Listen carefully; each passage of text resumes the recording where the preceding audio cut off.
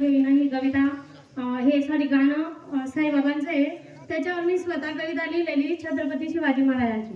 बोला छत्रपती शिवाजी महाराज की. राजा बसनात घोड्यावर हात मालिनी तलवार. राजा बसनात घोड्यावर हात मालिनी तलवार. या शिवाजी राजाने हिंदुस्थान राज्य गळावं.